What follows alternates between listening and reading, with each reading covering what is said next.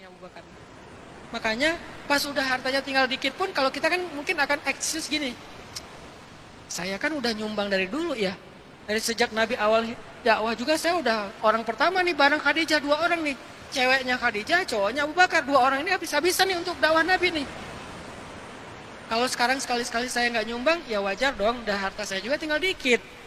Ini aja untuk saya udah diirit-irit, gimana mau nyumbang? Bisa banget excuse kayak gitu. Tapi dia bukan orang yang seperti kita yang terlalu realistis. Dia orang yang husnuzonnya luar biasa. Sehingga akhirnya Abu Bakar bilang, ini adalah seluruh harta saya yang tersisa ya Rasul. Kata Rasul, terus apa yang kau tinggalkan untuk keluargamu? Kata Abu Bakar, aku tinggalkan Allah dan Rasulnya. Ustadz, bentar intermezzo. Boleh nggak Ustadz kita kayak gitu? Seorang suami kayak gitu dalam bersedekah? Boleh dengan syarat. Jadi tetap ada bintang, syarat dan ketentuan berlaku. Apa syarat dan ketentuannya? Istrinya ridho. Berarti di sini yang soleh bukan cuma Abu Bakar, istrinya juga solehah, anaknya juga soleh-solehah. Makanya bisa. Kalau istri tidak ridho, nggak boleh. Paling banyak 1/3 dari harta kita. Kenapa? 2/3 itu ada hak istri dan anak kita. Jadi nggak bisa sembarangan ambil cerita, terapin, nggak bisa kayak gitu. Harus bijak juga. Cuman di sini kan kita nggak lagi belajar fikihnya kan, lagi belajar inspirasi. Walaupun fikihnya nggak boleh, kecuali dengan syarat istri dan keluarganya ridho. Abu Bakar, istri dan keluarganya ridho banget. Nggak ada rasa ngeluh dan keberatan. Pak, soleh boleh, jangan keterlaluan. Ini gara-gara papa nih, nggak bisa bayar listrik nih. Gara-gara papa mama nggak bisa beli skincare. Gara-gara papa kita cuma window shopping, nggak pernah belanja apa-apa. Cuma ngelihat doang. Ngomel, kalau istri nggak ridho, jangan salahkan istri, itu haknya. Perempuan jangan merasa keberatan, ngerasa nggak enak. Aduh, nggak enak banget sih, nawarinnya sedekah lagi. Masa aku bilang enggak? Kan itu kayak kufur banget gitu kan? Enggak, itu hak kalian. Kalian boleh bilang iya, boleh bilang enggak. Tapi kalau kalian ingin mendapatkan kemuliaannya keluarga Abu Bakar, kalian tahu pilihannya. Tapi ini bukan kewajiban, ini pilihan. Namanya juga amal sunnah. Yang wajib itu zakat, itu nggak perlu minta izin. Yang wajib itu zakat kalau dalam urusan harta. Yang wajib itu misalnya haji kalau dalam urusan ibadah. Yang wajib itu sholat kalau dalam urusan ritual harian. Yang sunnah, maka ada porsinya. Tapi dalam cerita ini, keluarga Abu Bakar itu adalah semuanya orang-orang istimewa. Aku tinggalkan Allah dan Rasulnya. Umar langsung, bener ya, gak bisa ngalahin Abu Bakar. Memang saya ngasih lebih banyak, tapi Abu Bakar berkorban lebih banyak, walaupun ngasihnya lebih sedikit. Kenapa mereka bisa kayak gitu teman-teman? Karena husnuzon kepada Allah. Sehingga Allah memberikan apa yang mereka harapkan. Pertanyaannya, kok sampai miskin Ustadz Abu Bakar? Katanya diganti berlipat-lipat. Karena Abu Bakar tidak berharap digantinya di dunia. Kalau Abu Bakar berharap digantinya dalam bentuk materi, Allah ganti kok. Cuman hebatnya lagi, Abu Bakar udahlah ngasih semuanya, pengen digantinya nanti aja di akhirat, bukan di dunia. Beda sama kita. Level kita yang pertama adalah ngasihnya sedikit. Udah ngasih sedikit, minta besok dibalikin. Itu kita banget tuh. Abu Bakar udah ngasihnya banyak, ya Allah, saya nggak mau diganti dengan dunia. Ganti aja di akhirat, karena saya lebih butuh di sana daripada sekarang. Sekarang mah yang penting bisa makan, bisa hidup, udah cukup. Nggak perlu lebih-lebih. Tapi di sana karena abadi, kekal, saya butuh banyak. Please, jangan diganti sekarang. Kalau Abu Bakar berharap diberikan gantinya sekarang, Allah kasih. Ada yang bahkan nggak berharap aja Allah kasih sebagai ujian. Siapa dia? Abdurrahman bin Auf. Sedekahnya banyak. Sekali Abdurrahman sedekah, ketika Nabi wafat, masing-masing istri Nabi dikasih bekal sama Abdurrahman, karena kan Nabi itu nggak punya warisan. Miskin Ustaz? Enggak, kaya. Tetapi SOP para Nabi, ini udah jadi standar operasional prosedur ya. Para Nabi itu tidak boleh mewariskan harta. Karena kalau dia mewariskan harta, orang akan mengatakan dia menjadi Nabi untuk menjadi orang kaya. Nabi punya tanah yang luas, berhektar-hektar di daerah Fadak. Nabi punya harta walaupun nggak sebanyak Abdurrahman. Tetapi semua itu setelah Nabi wafat, diambil ke Baitul Mal, dan dibagikan kepada kaum muslimin. Sehingga istri dan anak-anak Nabi mendapat bagian sama dengan kaum muslimin. Ini hanya untuk Nabi ya. Yang lain gak berlaku. Karena fikih Nabi beda dengan fikih kita. Sehingga ketika Nabi wafat, istri Nabi gak punya harta, gak punya bekal apa-apa. Susah. Maka sebagai bentuk rasa ingin memuliakan keluarga Nabi, Abdurrahman bin Auf memberikan bekal kepada setiap istri Nabi. Satu orang berapa coba? 21 miliar kalau dikonversikan dengan rupiah. Satu orang 21 miliar. Dan itu belum apa-apa dari harta Abdurrahman bin Auf. Kalau ngasih itu banyak banget. Pernah Abdurrahman bin Auf mau menyumbangkan hartanya, dia bawa tuh. Kata Aisyah, sekali Abdurrahman datang membawa hartanya, kami pikir itu adalah pasukan perang. Hartanya itu dibawa oleh ribuan ekor onta. Ontanya aja udah mahal, apalagi di atas onta, ribuan onta dia bawa tuh. Ribuan onta ini masing-masing dibawa oleh budak-budak yang banyak, oleh pekerja yang banyak, sehingga kesannya itu kayak pasukan perang yang mau menyerang kota Madinah. Itulah Abdurrahman bin Auf. Kenapa dia menyumbang sebanyak itu? Pengennya habis. Ya Allah, pengen habis. Gak habis-habis ini. Tapi datang lagi sampai Abdurrahman nangis gara-gara kaya. Aneh kan? Kita nangis gara-gara miskin, dia nangis gara-gara kaya. Aduh, kok kaya sih? Abdurrahman, astagfirullah, kenapa sih kamu kayak gelisah banget? Ya, kaya soalnya. Kaya gelisah. Coba bayangin kelas kayak gitulah yang Allah kasih banyak, kasih terus karena Allah tahu nggak masalah buat dia. Kekayaan nggak akan jadi ujian buat dia mah. Memang diuji tetapi nggak akan jadi ujian. Habis lagi, sumbangin lagi, sama kayak Utsman. Ada beberapa sahabat yang memang terkenalnya kayak gitu. Utsman, Abdurrahman, Sa'ad bin Mu'az. Ini orang-orang yang kaya raya tapi nggak habis-habis. Tapi mereka nggak pernah merasa lebih beruntung daripada yang miskin seperti Bilal, Ibnu Mas'ud, Abu Bakar yang udah jatuh miskin juga nggak pernah. Makanya saya nggak setuju ya dengan istilah berbagi dengan mereka yang kurang beruntung. Saya nggak setuju. Itu banyak artis-artis kalau bikin acara bagi-bagi sama anak yatim sama fakir miskin, bahasanya alhamdulillah hari ini bisa berbagi dengan mereka yang kurang beruntung. Emangnya untung dan rugi itu dihitung dari harta? Enggak. Untung rugi itu bukan dari harta. Harta itu hanya masalah nasib. Bisa jadi orang yang miskin terkadang lebih beruntung daripada orang kaya. Kenapa? Saya kenal dua orang yang satu miskin, satu kaya, tapi menurut saya lebih beruntung si miskin.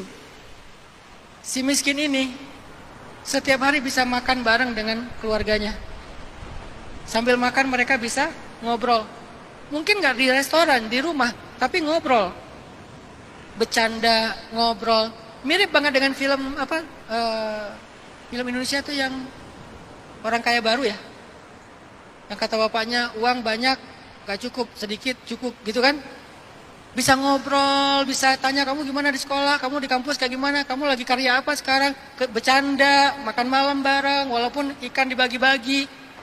Sedangkan satu lagi keluarga kaya yang saya kenal, mereka makan bareng juga, tapi di restoran, cuman gak bisa ngobrol. Kenapa? Ibunya sibuk dengan HP sosialita, ayahnya punya HP 2 karena bisnis, anaknya masing-masing HP-nya satu-satu, dan mereka sibuk semuanya gini. Yang pesen makanan ayahnya, Kak kamu pesan apa? Ikut aja terserah. Ini lihat dulu menunya. Udah itu aja. Sibuk semuanya. Ini nggak happy nih. Buat saya kasihan banget ya. Justru karena mereka punya harta, akhirnya dibeliin lah gadget satu-satu yang mahal. Kemudian kuotanya unlimited, sehingga bisa ngapa-ngapain aja. Tapi itu telah menjauhkan mereka dari kehangatan keluarga. Yang ini karena nggak punya handphone, kecuali bapaknya, handphonenya juga masih hitam putih, jadul. Yang lain nggak ada yang punya handphone. Akhirnya mereka punya kehangatan keluarga. Nggak selalu yang beruntung itu yang punya harta lebih, teman-teman. Saya nggak setuju dengan istilah berbagi dengan mereka yang kurang beruntung. Di situ ada semacam brainwash supaya kita lebih materialis, enggak. Tapi berbagi dengan mereka yang membutuhkan, ya. Dan emang butuh kan? Kita butuh uang, kita butuh materi, kita butuh modal, yang butuh. Tapi bukan berarti kita yang memberikan lebih beruntung daripada mereka yang menerima. Makanya Abdurrahman bin Auf tidak pernah merasa lebih beruntung daripada Abu Bakar. Sehingga datanglah Abu Bakar ke rumah Abdurrahman bin Auf misalnya nanya, Abdurrahman, gimana sih cara sedekah biar berlipat harta kayak kamu? Aku sedekah tapi nggak berlipat harta. Sedekah aku habis aja udah, sekarang aku jadi orang miskin. Sementara kamu masuk sedekah dapat lagi, sedekah dapat lagi. Rahasianya apa sih? Nggak pernah Abu Bakar belajar itu dari Abdurrahman. Yang ada Abdurrahman datang ke Abu Bakar, ya Abu Bakar, gimana jadi orang kayak kamu? Yang Allah muliakan di langit, Allah muliakan di surga. Aku tuh gelisah, kenapa? Aku takut amalan soleh yang aku lakukan sedikit ini sudah Allah bayar di dunia dengan kekayaan yang berlimpah. Nanti aku gak dapat apa-apa di akhirat. Aku ingin jadi seperti kamu, wahai Abu Bakar. Jadi rasa yakin mereka ke Allah itu luar biasa, teman-teman. Sampai mereka itu kalau ngapa-ngapain itu selalu mikirin Allah, mempertimbangkan Allah, melibatkan Allah, memilih Allah, Allah aja terus. Pasti masuk tuh dalam kehidupan mereka. Dan bahkan prioritas. Nggak pernah Allah itu yang kesekian. Nanti aja kalau udah mentok. Formalitas doang. Enggak. Benar-benar andalan. Husnuzonnya yang luar biasa. Makanya kita belajar. Angka berat kita tuh berapa sih? Mau nabung di langit. Saya nggak bilang dulu minjamin atau investasi atau berdagang. Nabung deh. Berapa sih angka berat kita? Angka berat saya 1 juta, Ustadz. Itu sepertiga, ya Ustaz. Karena jangan lebih dari sepertiga. Kalau lebih dari sepertiga harus dengan syarat dan ketentuan tadi. Oke, sepertiganya berapa? Enggak sepertiga juga sih Ustaz, baru sekitar 5% misalnya. Oke, tapi berat. Kalau kita udah ngerasa berat, maka itulah angka kita belajar husnuzon. Ada yang beratnya 500 ribu, ada yang beratnya 100 ribu, ada yang beratnya 50 ribu. 50 ribu, aduh 1 lembar nih. Gede lagi lembarannya. Ini kalau dipakai belanja bisa 2 hari makan sekeluarga. Gimana ya? Ya udah deh, coba bismillah. Ada rasa berat tuh. Disitulah kita belajar husnuzon sama Allah. Belajar melihat keajaiban dari Allah. Selama kita bijak. Jangan semuanya dulu seperti Abu Bakar. Kita nggak mampu nanti. Malah nanti komplain. Karena Abu Bakar tidak berharap dibalikin di dunia. Kalau kita kan tadi. Ya Allah, saya kemarin ngasih 3 juta. Semua gaji saya habis. Istri saya minta cerai. Ini gara-gara kita siap, keluarga nggak siap. Siapa yang salah? Bukan istri. Dia punya hak untuk menuntut itu. Kan hak dia dinafkahi. Kecuali dia ridho. Kalau dia nggak ridho, kita nggak punya hak untuk menghabiskan semuanya. Kita harus bertanya kepada dia karena harta kita, harta dia juga. Udah jadi bareng nih sejak kita halal. Jadi berikan dulu yang berat, tetapi masih angkanya wajar. Berat tapi wajar. Jangan wajar tapi ringan. Yang selama ini kan wajar ringan. 10 ribu. 5 ribu. 2 ribu. Ada orang 2 ribu aja berat. Siapa? Kadang-kadang kita mau bayar parkir. Ya kan? Kalau di cancel 10 ribu ringan. Di parkir 2 ribu berat. Ini nih salah paham. Kita pikir bayar parkir itu hanya bayar jasa. Kalau niat kita bayar parkir itu membantu orang yang udah punya ikhtiar bekerja, nggak jadi pengemis, nggak jadi kriminal, maka 2 ribu itu sedekah. Kenapa sih sayang ngasih uang parkir 5 ribu? Tapi nggak sayang ngasih sedekah 10 ribu? Padahal parkir itu juga sedekah. Kalau kita niat untuk membantu dia, bahkan itu lebih baik. Kenapa? Kita mendukung orang yang mau menjadi produktif, mau menafkahi keluarga, mau mandiri, tidak meminta-minta, tidak menjadi beban bagi orang lain. Kita dukung orang kayak gitu. Itulah sedekah yang paling baik, produktif. Bukan hanya yang namanya sedekah itu di canceling masjid, yang namanya sedekah itu transfer ke sebuah yayasan, itu ya. Tetapi sedekah kepada orang yang sedang berikhtiar, itu jauh lebih dibutuhkan hari ini. Jadi kalau bayar parkir nih, keluar dari GOR, ada 5 ribu, ada 2 ribu, ada 500. Kalau motor 500 nggak apa-apa kali ya. Kan motor. Kalau kita hargai jasanya, mungkin kita akan berhitung. Padahal menghargai jasanya juga harusnya kita udah menghargai lebih. Tapi ya oke lah. Menghargai jasanya kan dia nggak ngapa-ngapain. Saya parkir sendiri tadi, keluarnya juga nggak ditarikin, saya tarik sendiri. Dia cuma jagain doang di gerbang.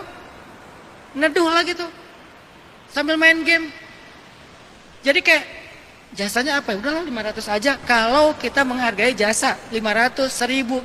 Tapi kalau kita ingin bersedekah karena mensupport kebaikan, Pengen sedekah 5.000. Enggak Ustaz, saya sedekah ke masjid aja. Kenapa? Apakah kalau ke dia sedekah kita sia-sia? Enggak. Innamal a'malu binniyat. Bukan kepada siapa kita berikan, apa niat kita. Bisa jadi kita sedekahin ke dia, bermanfaatnya luar biasa. Coba bayangin, orang ini punya anak. Saya orang yang pernah kayak gitu soalnya. Anak dari seorang ayah yang miskin. Setiap kali ayah saya pulang ke rumah, karena tukang pangkas tuh.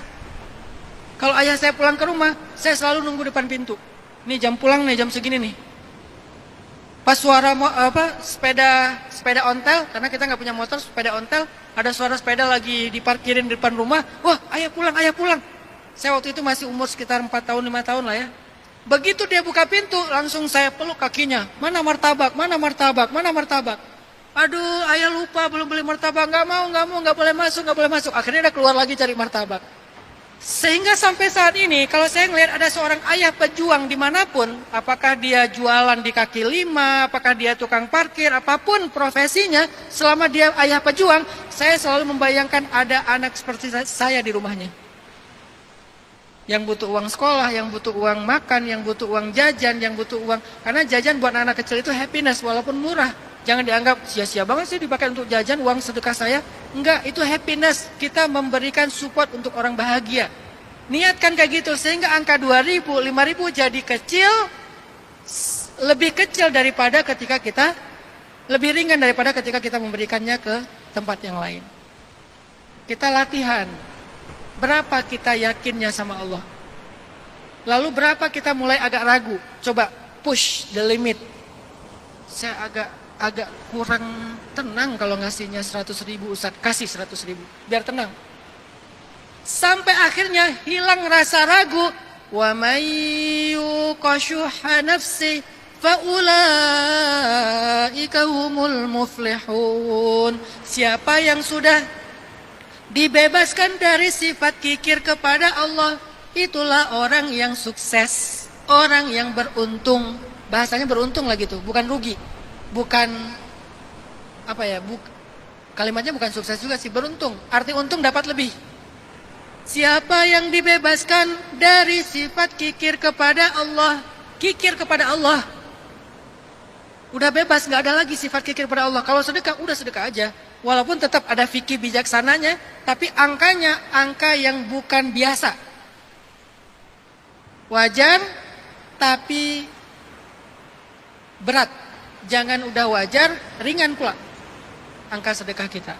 Nah ini belajar husnuzon sama Allah teman-teman. Latihan.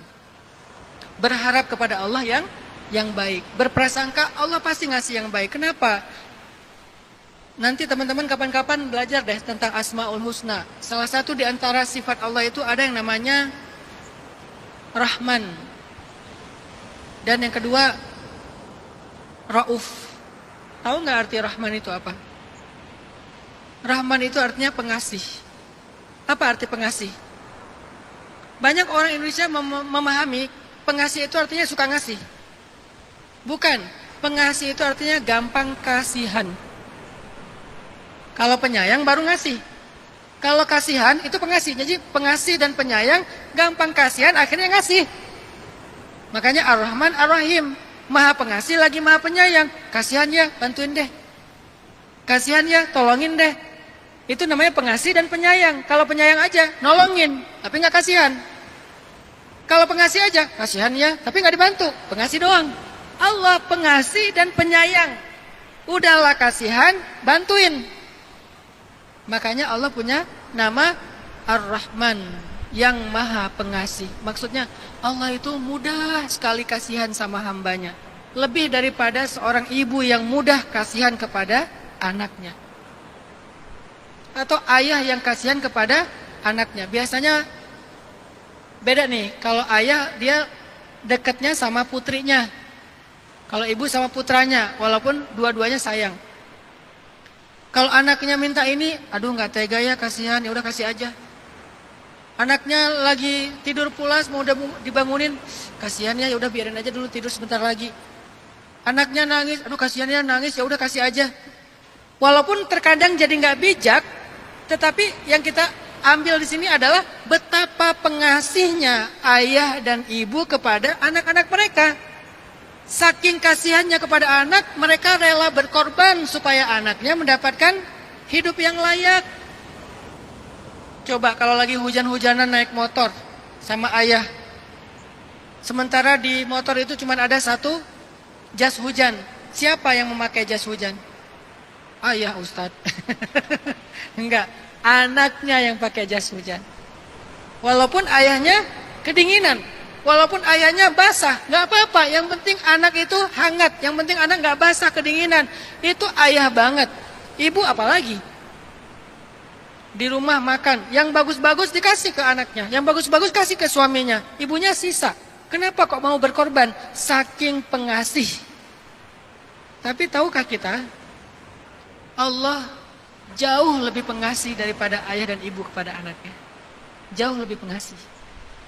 Jadi nggak mungkin Allah mau nyakitin kita tuh nggak mungkin. Allah tuh ngeprank kita tuh nggak mungkin. Allah itu kayak ngeledekin kita tuh nggak mungkin. Ngebiarin kita itu nggak mungkin. Nganggurin kita tuh nggak mungkin. Menyia-nyiakan kita tuh nggak mungkin. Membiarkan kita dalam keadaan susah tuh nggak mungkin. Membiarkan sebentar aja nggak mungkin. Kenapa? Sayang banget, kasihan banget Allah sama kita. Saking kasihannya Allah sama kita, ketika kita bikin dosa, kita belum ngetuk pintu langit, Allah udah buka pintu rahmat dan pintu ampunan. Allah panggil, Qul ya ibadiyalladzina asrafu ala anfusihim. Wahai hamba-hambaku yang banyak dosa, yang melakukan dosa sampai melampaui batas. Wahai hamba-hambaku, masih dipanggil dengan panggilan sayang walaupun kita dosanya banyak. Allah bisa aja mengatakan, Qul ya usad, Qul ya mudnib. Wahai pendosa, wahai ahli maksiat. Bisa kayak gitu.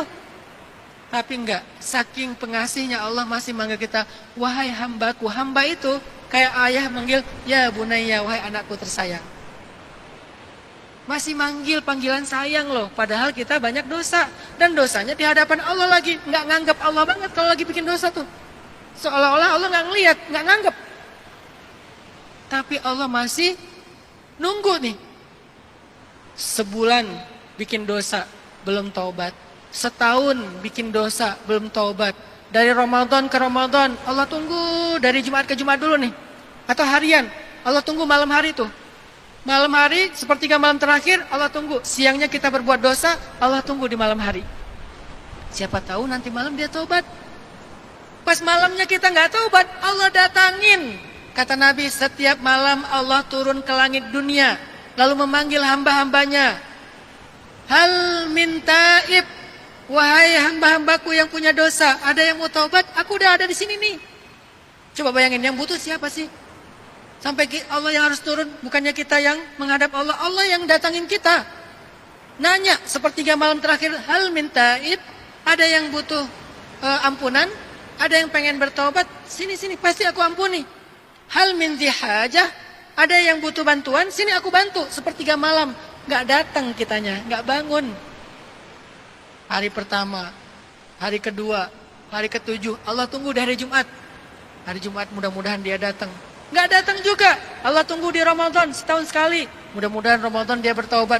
Karena momentumnya bagus nih, vibes-nya dapat. Nggak taubat juga. Ramadan dia malah ngewarung. Cari warung-warung yang terpalnya tertutup tapi di bawah banyak kaki. Ternyata di situ lagi nyiapin takjil. Sekalian nyoba-nyoba. Ramadan nggak taubat juga. Oh, mudah-mudahan pas nanti dia ada rezeki, dikasih rezeki, nggak taubat juga. Oh, mungkin pas dikasih ujian nggak taubat juga. Nunggu Allah bertahun-tahun. Kita taubat, Allah nunggu. Padahal yang bikin dosa kita, yang butuh kita, tapi Allah nunggu. Nungguin, bukain pintu rahmat, manggil lagi, wahai hambaku, dipanggil terus.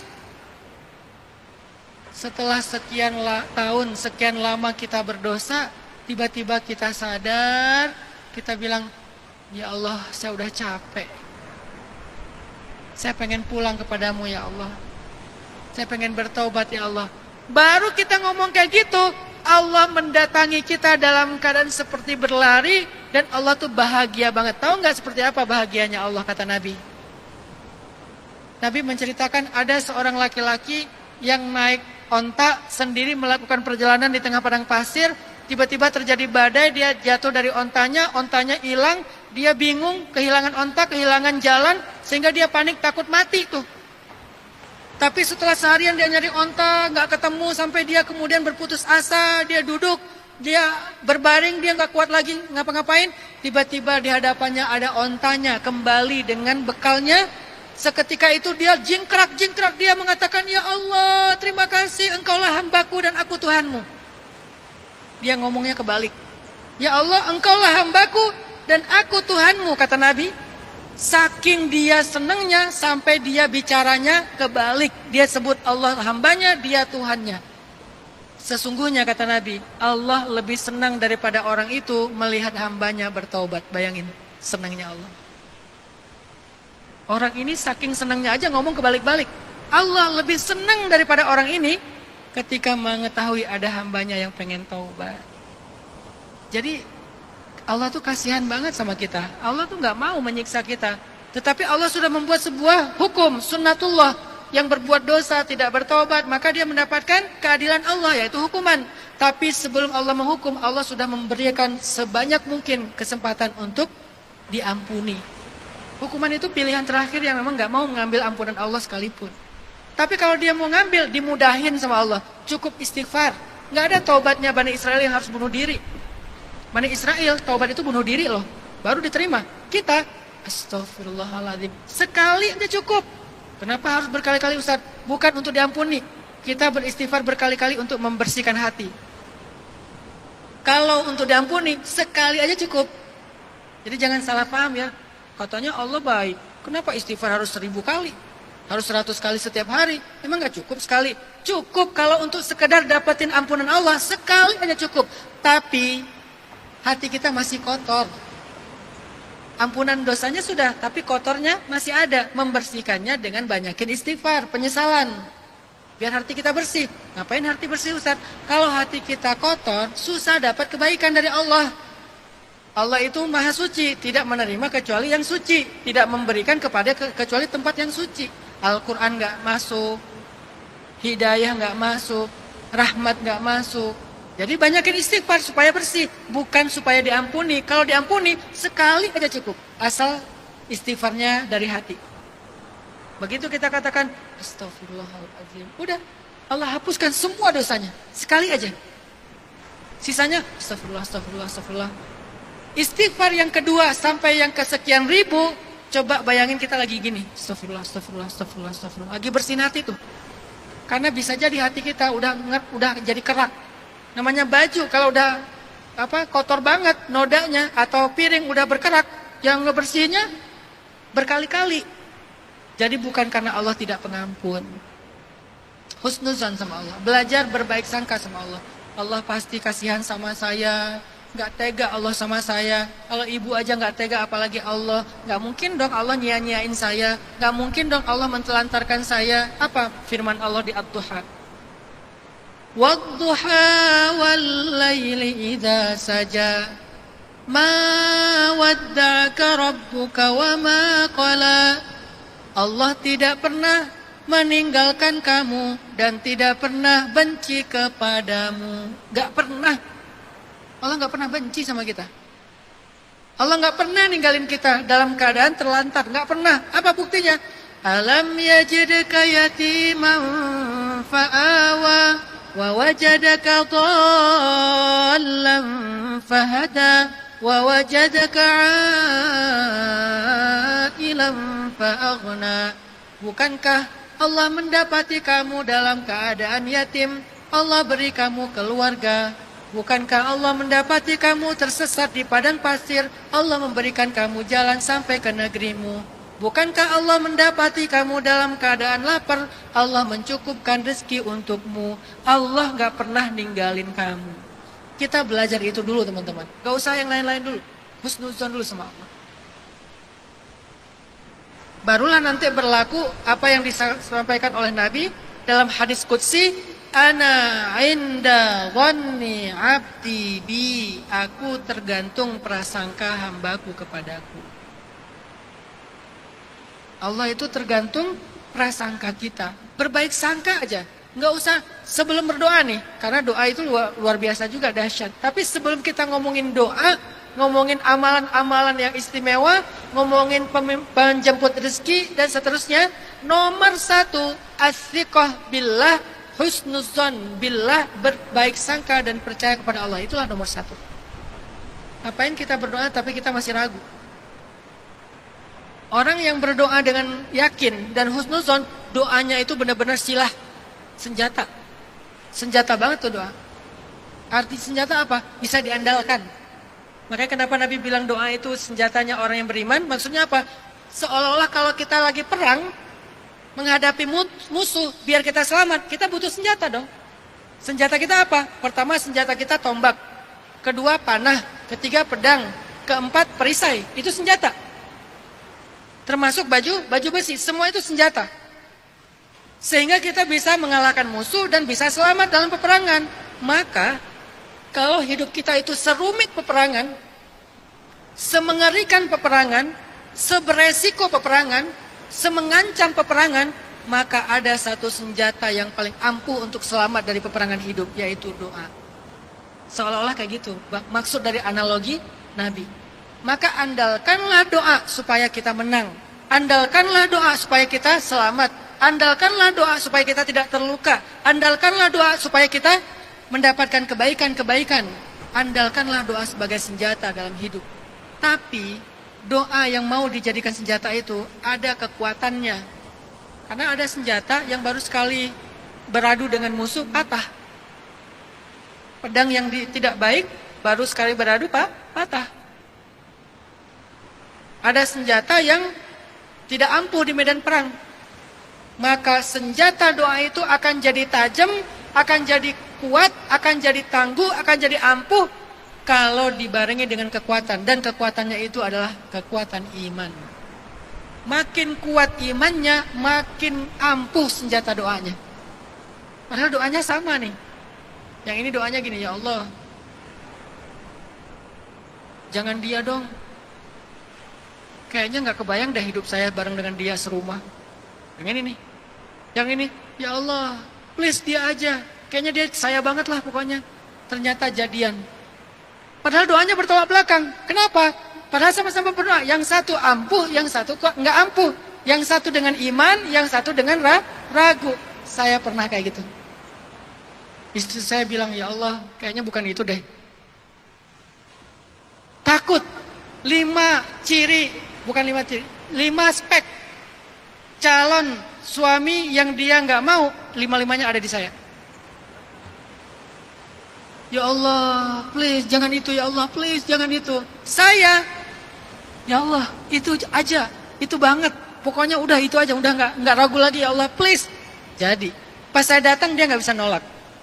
Kok nggak bisa nolak sih? Kamu pelet pakai apa sih? Pakai doa. Ustadz. Senjatanya banyak. Artinya, andalkanlah doa. Saya tuh kayak ngalamin banget lah hidup saya tuh apa sih? Emang saya hebat apa? Nggak ada. Rezeki yang Allah berikan, kemudahan dalam dakwah yang Allah berikan, kemudahan dalam keluarga yang Allah berikan, semua itu nggak ada satupun yang karena saya tuh ngerti sesuatu, nggak ada. Saya hanya orang yang beruntung. Yang keberuntungan itu saya dapatkan dengan mengandalkan Allah. Nggak pernah kebayang. Kalau masa kecil saya di pelosok di Aceh, orang yang fakir, bukan miskin teman-teman, fakir. Tahu dari mana Ustaz fakir? Ketika saya dapat zakat fitrah dari masjid, dikirim ke rumah saya pakai amplop, ditulis nama ayah saya itu Abdurrahman. Abdurrahman dalam kurung fakir. Dan saya tersinggung sekali sebagai anaknya. Ngapain sih nulis fakir? Udah Abdurrahman aja kali. Kalau mau dikasih tanda, bintang 1, bintang 2.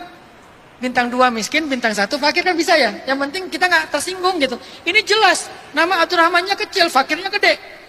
Abdurrahman dalam kurung fakir. Saya pula yang nerima amplopnya, saya baca. Oke, lihat aja 20 tahun lagi.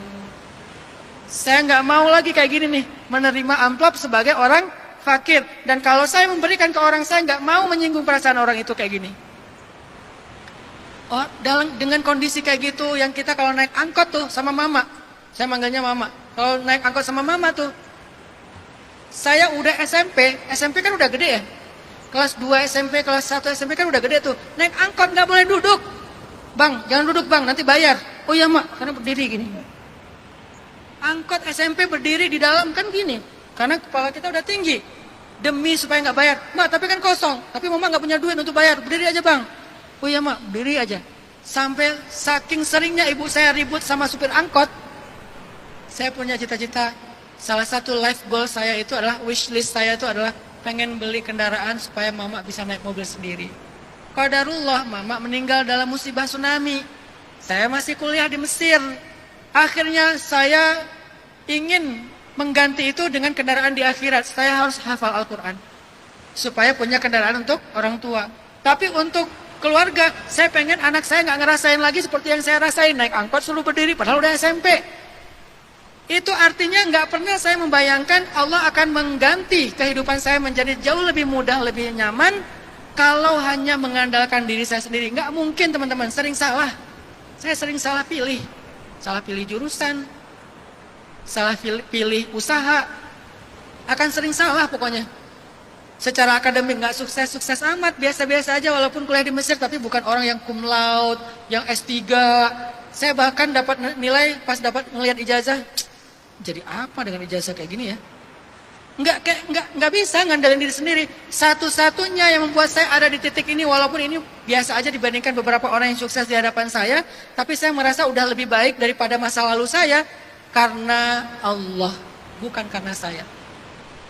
Karena Allah itu dengan cara apa Ustaz? Satu, doa ibu, doa ayah, doa istri, doa anak, doa guru, doa saya.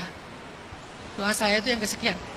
Nomor satu doa ibu, doa ayah, doa istri. Makanya jangan berpikir ketika cowok-cowok sukses itu karena kalian. Emangnya kalian bisa kayak gitu sebelum menikah? Kan enggak kan? Kalian bisa sukses setelah menikah, berarti ada yang beda nih. Apa bedanya? Dulu kalian berdoa sendiri, bisa jadi doa kalian lama sampai ke langit. Kenapa? Berat dengan dosa. Dan cenderung laki-laki lebih banyak dosa daripada perempuan. Sehingga akhirnya setelah menikah, kenapa kok mudah sekali rezeki, karir, jabatan, segala macam kok dimudahin?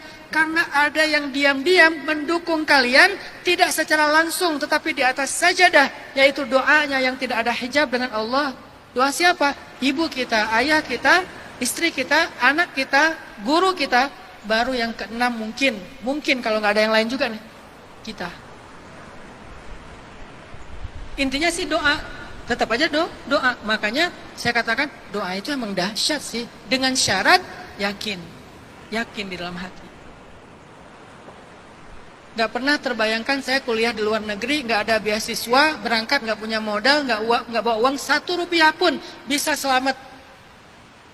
Sementara teman-teman saya, anak pengusaha, anak anggota dewan, anak pejabat, orang kaya, beasiswa, berangkat tenang mereka. Kalau nggak beasiswa, bapaknya ngirim. Tiap bulan dikirimin. Kalau dikirimin tuh mereka pergi ke ATM, saya ngeliatin mereka kalau pergi ke ATM, kan ATM tinggal narik konversi dari rupiah ke pon Mesir ya. Mereka ngambil, saya ngeliatin aja, enak ya. Mereka tiap bulan tuh ke ATM ngambil. Saya bukan dikirimin, ngirimin. Mending mana? Dikirimin atau ngirimin? Ngirimin, artinya lebih dong. Mereka dikirimin, saya ngirimin. Saya setiap bulan nanya, "Mak, butuh apa, Mak?" "Udah mau Ramadan nih, Bang. Kita di rumah selalu ngerepotin tetangga minta es batu. Mama kayaknya butuh kulkas yang kecil juga nggak apa-apa." "Ya udah, Mak, berapa harga kulkas?" Waktu itu 1.300.000. Kirim 1.300.000, beli kulkas. "Mak, butuh apa, Mak?" "Nggak enak setiap kamu telepon, Mama ngerepotin tetangga karena teleponnya ke rumah tetangga. Dulu nggak ada handphone. Bisa nggak pasang telepon di rumah kita? Bulanannya berapa, Mak?" "Ya sekitar 200.000 lah." "Ya udah, Mak, pasang aja." Pasang. "Mak, butuh apa, Mak?" "Adik kamu tuh mau lulus, butuh biaya, udah 2 bulan gak bayar uang sekolah." "Kenapa Mama gak ngomong?" "Gak enak kamu ngirim-ngirim terus." "Ya udah, kirim." Enak dikirimin atau ngirimin? Ya pasti enak ngirimin. Padahal berangkatnya saya sangat prihatin, gak punya apa-apa. Dan yang lebih dahsyatnya lagi, saya berangkat sendiri gak punya modal, pulang bertiga. Yang kaya-kaya beasiswa berangkat sendiri, pulang sendiri. Kita yang susah berangkat sendiri, pulang bertiga. Sama siapa Ustaz? Sama istri dan anak. Nikah di sana, Allah karuniai anak, pulang bertiga. Jadi saya pikir, apa ya ini rahasianya ya? Kok gini ya? Ngandalin saya nggak banget deh. Udahlah nggak dapat beasiswa. Di sana juga biasa-biasa aja. Apa ya? Oh ternyata doa ibu, doa ayah yang tadi itu terakhir doa sendiri. Setelah menikah lebih dahsyat karena ada dua lagi yang berdoa, yaitu istri dan anak. Anak kita mungkin polos ya, namanya anak kecil gitu. Ya Allah, mudahkanlah pekerjaan Baba. Kan mereka manggilnya Baba. Mudahkanlah pekerjaan Baba. Tapi justru kepolosan itulah yang membuat doa mereka dahsyat karena mereka belum punya dosa. Kita nggak pernah sadar kan betapa anak kita itu mendukung kita. Jadi jangan sombong ngerasa ayah ini yang paling berjasa di rumah tangga ini. Ayah nyari nafkah siang dan malam bla bla bla bla bla. Sehingga ketika pulang ke rumah harus jadi raja. Dan seolah-olah semuanya rendah di mata kita. Padahal kita nggak akan ada di titik ini tanpa doa mereka yang sangat tulus. Terutama doa anak kita.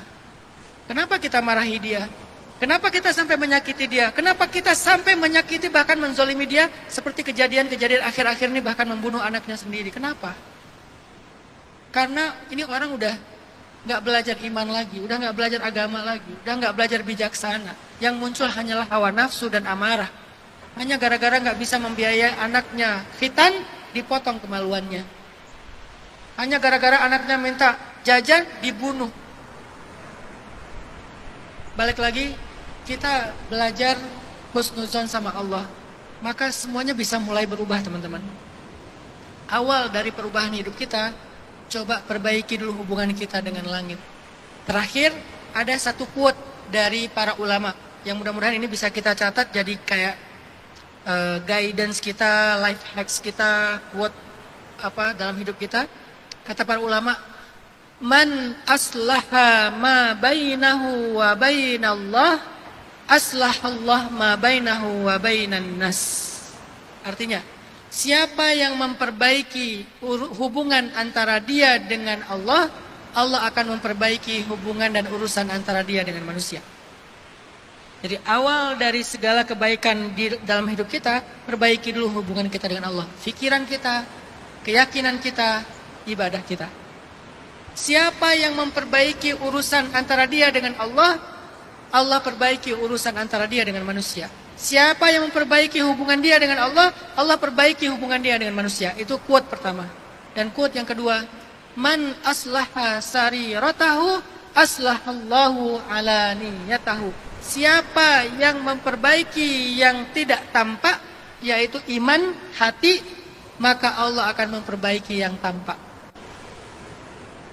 Sebagian ulama mengatakan ini hadis. Saya menemukan riwayatnya dengan derajat hasan. Tetapi sebagian yang lain mengatakan ini qaulul ulama. Saya lebih cenderung meyakini ini adalah hadis dengan derajat hasan.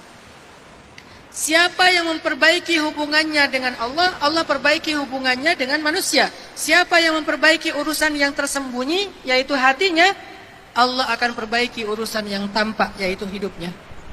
Mudah-mudahan kita bisa memperbaiki yang tersembunyi, yaitu pikiran kita, perasaan kita, yakin kita. Insya Allah, Allah akan memperbaiki kehidupan kita, pekerjaan kita, rumah tangga kita, karir kita, dan segala sesuatu dalam urusan hidup kita, insya Allah. Itu saja yang bisa saya sampaikan, sekedar booster dan sharing semangat. Mudah-mudahan ini bisa menambah iman, karena tujuan kita duduk dalam majelis ilmu bukan untuk menghakimi orang lain, bukan untuk jadi orang yang galak setelah berhijrah, bukan untuk dapat kaca pembesar menemukan aib orang, tetapi tujuan kita duduk dalam majelis ilmu untuk nambah iman dan dapat cermin untuk memperbaiki diri sendiri. Billahi taufiq wal hidayah. Barakallahu li wa lakum. Wassalamualaikum warahmatullahi wabarakatuh. Waalaikumsalam warahmatullahi wabarakatuh. Barakallahu fiik, jazakallahu khair kepada guru kita Ustaz Ataki. Ini sedikit Ustaz sebelum nanti ditutup dengan doa dan juga muhasabah. Ini ada beberapa pertanyaan yang saya mau sampaikan. Ini amanat dari teman-teman di Banjarbaru Ustaz. Sebenarnya tadi Ustaz sudah menjawab pertanyaan, karena ini sudah saya compile pertanyaannya. Ini seputaran jodoh semua Ustaz ya. Masya Allah. Ikhwan, Ikhwan dan Ahwat, Galuh sama Anang sama aja kalau di sini ya. Gimana supaya tips dapat jodoh? Kan hari ini temanya bagaimana mengetuk pintu langit, Ustadz. Ini ada nggak tips untuk mengetuk pintu hatinya si dia gitu ya? Kemudian juga Ustadz, ini jodoh lagi dan jodoh lagi. Dan ini mungkin pertanyaan yang selanjutnya, Ustadz, selain jodoh yang sudah saya compile adalah ini, Ustadz, saya ingin bertanya. Ini kan sekarang banyak sekali sosial media di Instagram, di TikTok. Ini banyak sekali influencer yang mengajak buat beramal soleh gitu, Ustaz. Mengajarkan kayak misalnya tips untuk berbuat baik atau lain sebagainya. Ini apakah kita boleh mengamalkan apa yang selebtok atau selebgram itu share, sementara mereka tuh bukan ulama, bukan guru, dan nggak ada basic agamanya? Mungkin ada yang mau terakhir disampaikan sama Ustaz Anantaki. Baik Kak Buni, pertanyaan yang kedua dulu, karena ini penting biar nggak salah paham. Nabi pernah bilang, ambillah kebaikan walaupun keluar dari mulut seorang budak Habasyah. Ambillah kebaikan walaupun dia keluar dari mulut seorang budak Habasyah. Kayak Bilal, kayak Warokoh dan seterusnya. Bukan Warokoh, siapa? Ada orang-orang yang jadi budaknya orang Arab Mekah dari Habasyah yang dianggap hina, yang dianggap rendah, yang nggak didengar ucapannya. Tapi kalau itu kebaikan, kata Nabi, ambil. Walaupun dari budak. Apalagi dari orang merdeka. Apalagi dari orang yang baik. Ada niat baik untuk men-share kebaikan. Ambil kalau itu kebaikan. Tapi kalau kita ragu, ini benar nggak ya? Maka pakai ayat yang lain. Fas'alu ahla dzikri in kuntum la ta'lamun. Tanya ke ulama kalau kalian tidak mengerti, kan gitu kan? Kalau kita yakin ini sebuah kebenaran dan kebaikan yang umum, misalnya ngajak sholat, kan nggak mungkin lagi kita nanya, benar nggak ya ini pertanyaan ajakannya? Ya iyalah, ngajak sholat, ngajak sedekah, ngajak bantu orang lain, kan itu umum ya, kebaikan-kebaikan umum, cuman dengan bahasa yang kadang-kadang membuat kita ngeklik gitu. How to say-nya yang beda, tapi substansinya sama. Kebaikan yang kita semua yakin itu adalah benar, maka terimalah, walaupun dari mulut budak Habasyah. Tapi kalau dia ngajak kepada sesuatu yang secara fikih kita agak-agak ragu nih, gampang, tanya kepada ulama. Kalau kata ulama benar, ya udah ikuti. Sesederhana itu. Jadi ada ungkapan, jangan lihat apa yang dikatakan, jangan lihat siapa yang mengatakan. Itu kan ungkapan lama ya. Ternyata masih berlaku sih kayak gitu juga. Kemudian pertanyaan pertama, gimana cara ngetuk pintu hati dia? Kita tidak akan pernah bisa mengetuk pintu hati seseorang. Karena hati seseorang itu ada di dalam jemarinya Allah. Berarti yang bisa mengetuk pintu hati seseorang hanyalah Allah. Sehingga kalau kita ingin hatinya terketuk, ketuklah pintu langit. Nanti Allah yang akan mengetuk pintu hatinya. Jadi jangan caper kepada orangnya, caperlah kepada pemilik hatinya. Caper ke orangnya gimana? Pura-pura WA nyasar. Sering nge-like like pertama di postingannya, komen pertama, nge-repost rutin istiqomah. Kalau ngechat emotikonnya banyak. Kata-katanya itu hurufnya double-double. Makasih sampai 100.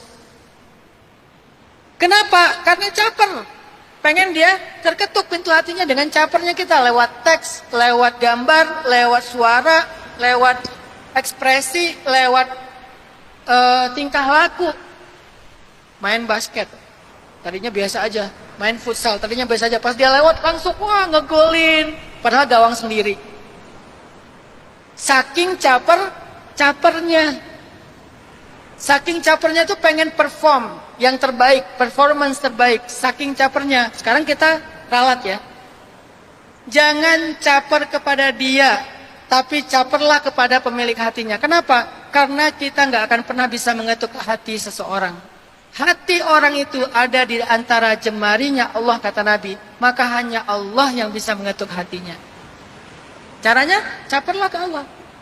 Cara caper ke Allah gimana? Bukan ngirim emoticon. Bukan ngirim WA dengan yang banyak. Bukan dengan overacting. Cara caper ke Allah, perbaiki hubungan dengan Allah. Balik lagi ke life hacks tadi. Siapa yang memperbaiki hubungan dengan Allah, Allah perbaiki hubungan dengan manusia. Aku pengen dapat hubungan baik dengan dia. Baikin dulu pemiliknya. Aku pengen dia berkesan sama aku. Bikin dulu berkesan pemiliknya. Aku pengen dekat sama dia. Dekati dulu pemiliknya. Pemiliknya bukan ayahnya, bukan ibunya, tetapi Robnya. Karena bisa jadi ayah ibunya justru yang menghalangi kita, ya. Tapi kalau Allah sudah mendukung kita, nggak ada yang bisa menghalangi.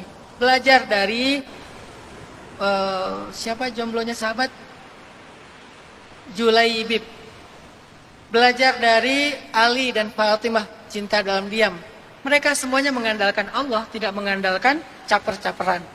Itu cara mengetuk hati si dia. Caperlah ke langit. Gimana cara caper yang lebih konkret, Ustaz?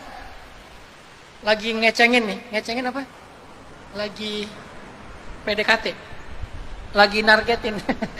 Wah, itu tuh yang duduk di pojok misalnya. Pojok mana entah, nggak tahu. Yang duduk di pojok. Ya Allah, pengen ngetuk hatinya, pengen buat dia berkesan, pengen dekat sama dia. Oh, caranya caper ke langit, dekat sama langit. Mulai sekarang saya akan perbaiki ibadah saya. Sholat, wah, ribuan rakaat. Oh. Wah, terus saja sholatnya. Banyakin sholat sunnah, terutama sholat sunnah muqayyad. Tahajud, duha, ba'diyah, qabliyah. Kalau masih ngerasa kurang dengan yang muqayyad, tambah yang mutlak. Salat mutlak itu tidak ada batas rakaat, berapa aja, tapi beresin dulu yang muqayyad. 20 rakaat, 100 rakaat, 200 rakaat. Banyakin, caper, atraktif ke langit. Zikir, subhanallah, subhanallah.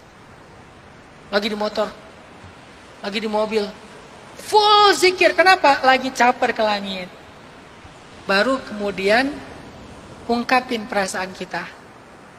Ke siapa? Ke langit, bukan ke dia. Jangan mengungkapkan perasaan ke dia. Kalau ditolak, hina. Kecuali kita yakin diterima, ya. Kalau masih kayak gambling, janganlah. Kita nggak akan berani ketemu lagi. Sampai tua tuh malunya tuh. Mending pastiin dulu lah. Pastiin dulu. Makanya kita ungkapin perasaannya ke langit. Ya Allah, aku tuh nggak ada perasaan kecuali karena Engkau. Curhat-curhat sama Allah tuh ngomong tuh yang indah. Aku tahu ini perasaan belum layak, belum pantas, karena belum halal. Tapi aku gak bisa ngelupain dia, ya Allah. Bantu aku, ya Allah, untuk bisa mendapatkan dia atau mendapatkan yang lebih baik dari dia. Kalau bisa sih dia. Kadang-kadang kita sok tahu banget ya. Karena Allah lebih tahu yang terbaik buat kita. Kalau bisa sih dia, ya Allah. Gak tahu aku bisa bahagia gak dengan yang lain ya. Kalau dia sih insya Allah. Padahal lagi ngomong ke Allah tuh, merasa lebih tahu. Ngomong-ngomong, curhat sama Allah. Ungkapin perasaan kita, ya Allah, apakah boleh aku mencintainya? Kalau boleh, maka halalkan kami. Kalau nggak boleh, maka berikan aku pengganti yang lebih baik. Minta, ungkapin, curhat, munajat. Seperti Nabi Zakaria, seperti Nabi Ibrahim. Walaupun temanya berbeda, tapi sama-sama munajat. Maka itulah cara terbaik mengetuk hatinya. Boleh sebut nama Ustaz? Boleh. Karena ada dalilnya. Dulu ada tabi'in berdoa di depan rukun Yamani Ka'bah. Menyebutkan nama perempuan yang dia inginkan. Dia katakan, ya Allah, nikahkan saya dengan Sukainah underscore Husain. Underscore itu binti. Sukainah bintu Husain. Ya Allah, nikahkan saya dengan Sukainah underscore Husain. Selang setahun kemudian dia menikah dengan @Sukainah underscore Husain. Siapa itu Sukainah? Perempuan cantik dari Irak yang banyak laki-laki ingin menjadi suami bagi perempuan ini. Tapi dia doanya depan Ka'bah. Makanya mumpung masih muda umroh. Umroh itu bukan ibadah orang tua. Orang tua udah gak banyak maunya. Udah pasrah-pasrah aja, tinggal nunggu. Nunggu cucu ya, nunggu mantu. Jangan suuzon atau nunggu mati. Nunggu cucu, nunggu mantu. Yang lagi banyak butuh dan maunya itu kita yang muda-muda. Makanya minta di sana. Selain ada waktu yang baik, ada tempat yang baik. Kalau dikumpulkan sempurna di waktu yang baik, di tempat yang baik. Sepertiga malam depan Ka'bah. Sejak kapan sih umroh itu jadi ibadah orang tua? Seolah-olah yang muda, kayaknya saya nanti aja deh, terakhir. Umroh itu bukan kita mau melakukan sebuah ritual. Kita ada butuh, ada perlu, makanya umroh. Saya ngerasa banyak banget keajaiban muncul setelah umroh. Ya Allah, beri saya anak pertama perempuan kalau boleh. Yang lembut. Saya pengen dia anaknya pemalu. Nanti saya kasih dia nama Aisyah. Istri saya hamil. Anak pertama perempuan, Aisyah. Ya Allah, pengen anak yang kedua. Kalau bisa perempuan lagi. Rambutnya keriting. Kalau bisa dia cinta dengan masjid. Nanti saya kasih nama Maryam. Kalau mudah-mudahan dia punya nasib seperti Sayyidah Maryam, menjaga kehormatan. Istri saya hamil lagi. Lahir nggak ada yang bantuin. Seperti Sayyidah Maryam ngelahirin Isa, nggak ada yang bantuin. Saya jadi bidan. Tutup. Tarik nafas, buang pelan-pelan. Tarik nafas. Udah keluar nih. Tarik. Alhamdulillah. Selamat. Sekarang paling dekat sama saya. Kenapa? Wajah pertama yang dia lihat di dunia itu wajah bapaknya. Oh ini yang pertama saya. Akrab sama saya. Maryam. Ya Allah, udah punya 2 anak perempuan, pengen yang laki-laki. Tapi pengennya lembut dan kalau bisa gondrong sampai gede. Kalau ada sekolah yang melarang dia gondrong, ganti sekolah. Makanya saya bikin sekolah rimba Indonesia dengan tagline di sini boleh panjang rambut. Karena banyak sekolah kan nggak boleh panjang rambut ya. Padahal Nabi itu rambutnya gondrong, yang penting rapi. Nggak jorok, nggak acak-acakan, yang penting rapi. Kan rambut Nabi gondrong, makanya di kita boleh gondrong. Akhirnya pada gondrong. Tapi rapi ya, pakai minyak ya, pakai parfum ya. Akhirnya lah, istri saya hamil lagi. Saya kasih nama Yahya, ya Allah, seperti nama Nabiullah Yahya. Alhamdulillah laki-laki, lembut, Yahya. Ya Allah, pengen ada satu perempuan, tapi Aceh banget. Karena ini 3 anak beda-beda, belum ada yang Aceh. Pengen yang Aceh banget, apa? Matanya kayak saya, dekok. Kan orang Aceh itu rata-rata matanya dekok. Matanya dekok. Pokoknya yang Aceh banget lah ya Allah, tapi cewek. Nanti saya kasih nama dia Muti'ah. Muti'ah itu artinya perempuan yang taat. Bahasa Acehnya Mutia. Dari bahasa Arab Muti'ah. Istri saya hamil, Mutia. Ya Allah, pengen yang laki. Banyak banget pengennya ya. Makanya saya sering umroh, karena pengennya banyak. Ya Allah, pengen yang laki 1 lagi. Tapi kali ini jangan yang lembut, yang agak-agak atraktif. Kalau bisa jangan gondrong, rambutnya ke atas. Nanti saya kasih dia nama kesatria Turki, namanya Ertugrul Gazi. Lahir cowok, Ertugrul Gazi. Senangnya itu reok, barongsai, pedang, tanya ke Kak Buni. Wah, kayak atraktif aja. Wah, main kuda. Kalau udah berkuda di stable saya, nggak mau turun.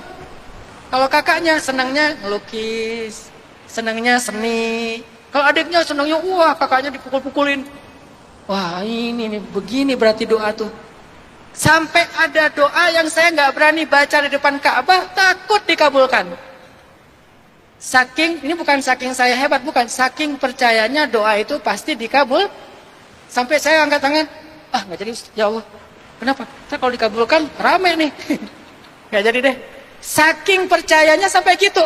Pernah nggak berdoa gara-gara takut dikabulkan? Itu berarti beriman banget tuh. Ngelihat cewek. Nggak jadi, ya Allah. Kenapa? Istri orang. Nah itu tuh keren tuh. Berarti dia udah soleh banget tuh. Saking percayanya nggak jadi berdoa. Masa istri orang mau didoain? Jangan atuh. Intinya pesan moralnya di sini adalah ketuklah pintu hatinya dengan cara caper ke langit. Bukan caper sama orangnya. Sehingga nggak ada yang namanya pacaran, nggak ada yang namanya caper PDKT. Semuanya dikembalikan kepada Allah Subhanahu Wa Taala. Itu kan. Alhamdulillah teman-teman di Banjarnegara sudah dijawab semua ya. Ini mohon maaf pertanyaannya hanya 2 karena waktu yang terbatas. Dan kita akan tutup untuk acara Tabligh Akbar Pemuda Banjarbaru bersama gurunda kami Ustaz Ataki ini dengan doa dan muhasabah. Untuk itu kepada gurunda Ustaz kami persilahkan.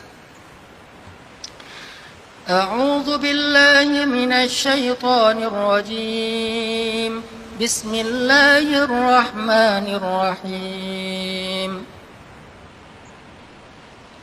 Alhamdulillahi rabbil alamin. Hamdan yuwafi ni'amahu wa yukafi'u mazidah. يا ربنا لك الحمد كما ينبغي لجلال وجهك الكريم وعظيم سلطانك اللهم صل وسلم وبارك على سيدنا محمد وعلى آله وأصحابه أجمعين اللهم إليك أسلمنا اللهم إليك أسلمنا اللهم إليك أسلمنا وإليك أنبنا وعليك توكلنا وبك خاصمنا يا حي يا قيوم يا حي يا قيوم برحمتك نستغيث أصلح لنا شأننا كله ولا تكلنا إلى أنفسنا طرفة عين. Duhai Allah, segala puji bagimu atas nikmat yang Engkau berikan kepada kami hari ini ya Allah. Hari ini kami mendapatkan nikmat ilmu, nikmat untuk bisa memperbaharui iman di dalam majlis yang kami harapkan mendapatkan rahmat-Mu. Hari ini kami belajar ayat-ayat-Mu, hadis-hadis Nabi-Mu, kisah-kisah teladan dari orang-orang solih di antara hamba-Mu. Maka ya Allah, jadikanlah setiap ilmu dan nasihat yang kami dengar hari ini menambah iman kami kepadamu. Jangan biarkan semua yang kami dengar ini hanya menambah wawasan di dalam pikiran kami, yang kemudian kami jadikan bahan dalam perdebatan di antara kami. Tapi jadikanlah ilmu, nasihat, kisah, ayat, hadis yang kami dengarkan hari ini menambah iman di dalam hati kami. Sehingga dengan iman itulah kami beramal, dengan iman itulah kami hidup, dengan iman itulah kami melangkah, dengan iman itulah kami memilih, dengan iman itulah kami menentukan arah dalam hidup kami ya Allah. Jangan biarkan kami memilih arah hidup kami dengan nafsu. Jangan biarkan kami memilih pilihan hidup kami hanya berdasarkan logika. Terkadang kami sok tahu ya Allah. Jangan biarkan kami memilih sesuatu karena nafsu, karena kami egois ya Allah. Jangan biarkan kami memilih sesuatu karena marah, karena itu justru mencelakakan kami ya Allah. Jangan biarkan kami memilih pilihan hidup kami karena terpaksa, karena kami tidak akan pernah bahagia ya Allah. Ajarkan kami ya Allah mengambil pilihan hidup dengan iman, dengan percaya kepadamu, dengan mengandalkanmu, melibatkanmu, mengikuti dan memilihmu ya Allah. Sehingga kami tidak akan pernah menyesal, kami tidak akan rugi, kami tidak akan tersia-siakan. Dengan iman yang kami pelajari itu, kami belajar melihat. Dengan iman itu kami berbicara. Dengan iman itu kami mendengar. Dengan iman itu kami berpikir. Dengan iman itu kami berbuat. Dengan iman itu kami merasa. Jadikanlah iman sebagai nafas dalam kehidupan kami. Jadikanlah iman sebagai akar dari pertumbuhan kami. Jadikanlah iman sebagai semangat dari segala urusan kami ya Allah. Ya Allah, ajarkan kami untuk menjadikan-Mu sebagai tujuan hidup kami, untuk menjadikan Engkau sebagai tujuan dari hidup kami. Jangan biarkan kami tersesat, di mana kami menjadikan hawa nafsu sebagai tujuan dan kami tidak akan pernah puas. Jangan biarkan kami tersesat, menjadikan apa yang kami anggap berharga dari urusan dunia sebagai tujuan kami, karena kami tidak akan pernah merasa cukup. Kami ingin belajar menjadikan Engkau sebagai tujuan kami, akhirat sebagai tempat pulang kami, surga sebagai harapan terbesar kami, ampunan-Mu sebagai kemenangan kami ya Allah. Ajarkan kami iman ya Allah, agar kami bisa menjalankan syariat-Mu. Rabbana atina fid dunya hasanah wa fil akhirati hasanah wa qina adzabannar. Walhamdulillah.